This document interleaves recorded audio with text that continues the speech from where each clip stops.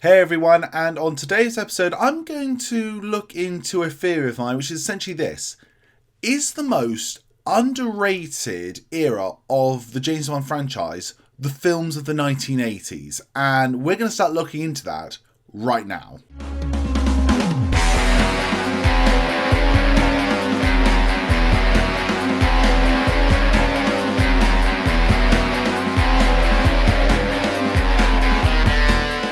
So, a little bit of back history here into the reason why I'm making this video. So, my previous video, if you are watching this literally right after the last video went out, is I did a video about the origin of the James Bond theme. And I just happened to mention in that video about how the song Bad Sign, Good Sign, the song that the Bond theme is based on, has that Indian vibe. And it would have been really cool in Octopussy to maybe have heard that song play in those Octopussy scenes, or even in a future Bond film, have that happen.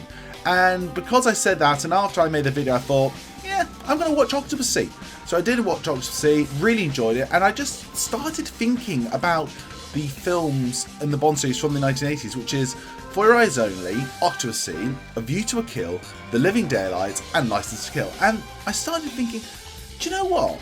Are these films, these Bond films of the 1980s, the most underrated in the entire franchise? Because, quite truly, there's some incredible stuff in these section of movies. And that's what I thought today I'd like to look into. So before we get into that, everyone, can I ask already, if you haven't, do give us a like, comment and subscribe. It always very much helps to the channel very much. We're trying to reach 2,000 subscribers before the end of the year, so if you can help us, that would be absolutely amazing. But for all of that now said and done, let's get into my first point about why I think actually the Bond films in the 1980s might be quite underrated. My first reason I want to bring up here is actually how I feel like the Bond films of the 1980s, they're far more intellectual and intriguing than I think a lot of us might actually remember.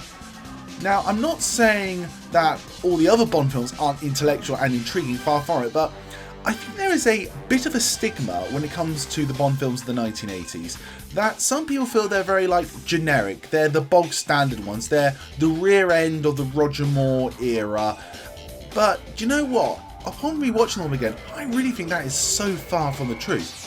The plot lines in these Bond films are very intriguing. They really require a lot of you to really engage with this and think about it, and they almost encourage you to try and work out the villain scheme before they actually tell you, or you find out what it is, which I have to say, upon rewatching again, I really did enjoy and really appreciate. I also think all the characters here, and I'll go into a bit more detail later, are such intellectual and complex characters as well in these films. So yeah, I think one of the reasons we should look at and reevaluate the Bond films in the 1980s is actually how intellectual and intriguing they really are. The next thing I really wanted to bring up here, and this is something I noticed again upon my quick rewatch of all these 1980s James Bond films, but do you know what? I think out of the entire James Bond franchise up to the point of Licence to Kill, they actually give us some of the most intriguing Cold War spy thrillers of the entire franchise. If we just break the films down here, you've got For Your Eyes Only, which is a great Cold War thriller about a weapon or an item both sides want and the conflict between the two and dealing with détente as well. You go into Octopussy, you really have in there a battle East versus West and a potential start to World War III, which a lot of, if you guys don't already know, a lot of what the Cold War was about was preventing and the stalemate to stop World War III. And then again, in View to a Kill, you have the almost dawning of the new era of technology with the microchip and the potential destruction and the dominance of the microchip industry. And then you go into The Living Daylights, which is again a really great political spy thriller, which might be at its heart drug dealing, but again has layers so much of the Cold War and sort of spy genre onto it.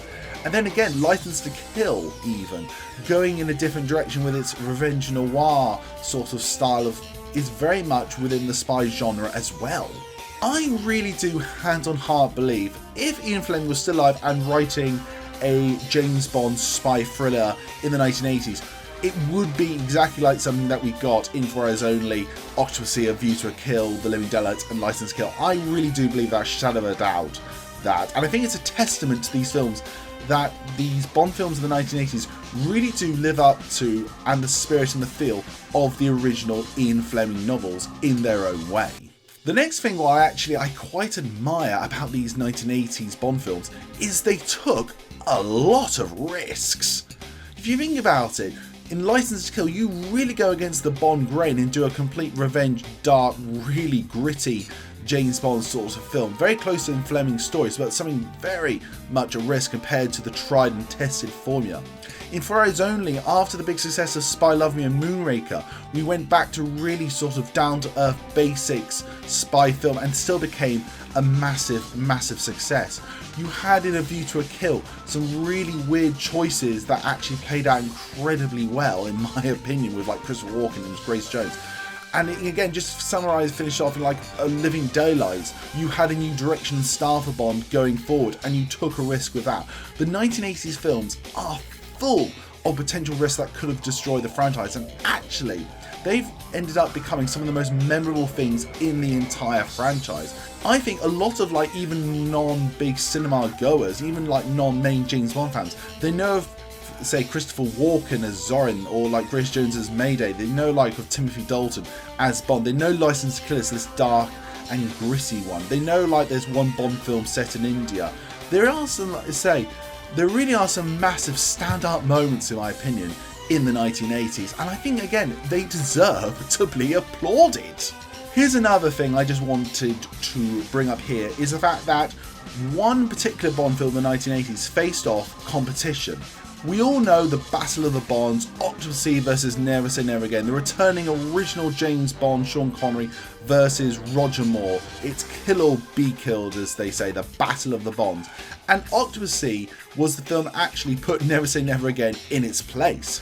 Now, your thoughts about Never Say Never Again aside, Octopussy was the clear winner, and it showed that it doesn't just take an actor to be James Bond.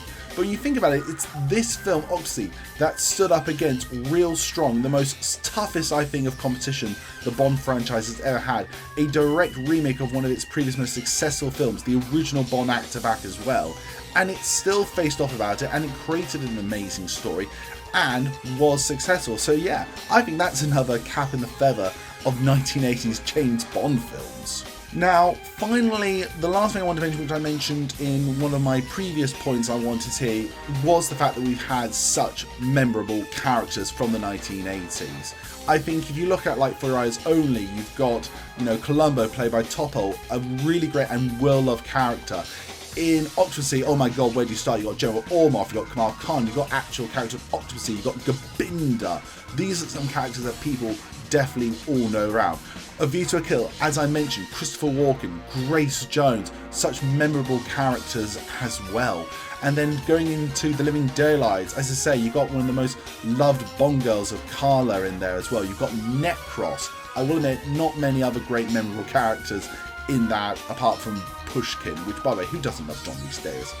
And then, of course, the most memorable in License to Kill with Franz Sanchez and Benicio del Toro's Draco, so many great, and Joe Don Butcher's, oh god, there are just so many great characters in there. So yeah, I think the 1980s brought us some of the best James Bond like villains, some of the side characters as well. They're just absolutely amazing stuff across the board.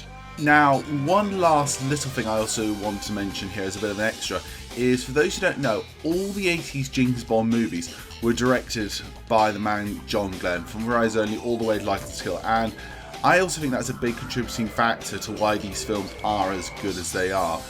He is, without a doubt, to me, I think, the most underrated James Bond director, and he directed, as far as I'm concerned, some of the great key moments in the entire Bond franchise. And also, if you look at his range of Bond films, just see actually how different and how unique each one is. I think John Glenn did an incredible job here with his Bond films, giving them his unique touch, their own unique identity, and I still understand why he doesn't get a bit more praise than he actually does. Those are my reasons why I believe the 1980s James Bond films are actually underrated a bit and do deserve, I think, a bit more of an appraisal overall and a bit more appreciative of what they actually achieved. I don't think they're like this era of the Bond franchise that was just almost, as say, going on autopilot. They actually took a lot of risk, created some amazing characters, stunts, amazing, really back to Cold War spy thriller, and I think should be a bit more appreciative in the history of the James Bond franchise. But I want to know, everyone, do you disagree with me? Do you feel like, no, 80s Bond films, much loved and still cared about to this day? Or do you think, like me, a bit unappreciated? I don't know. Comment down below. Tell me your thoughts about this.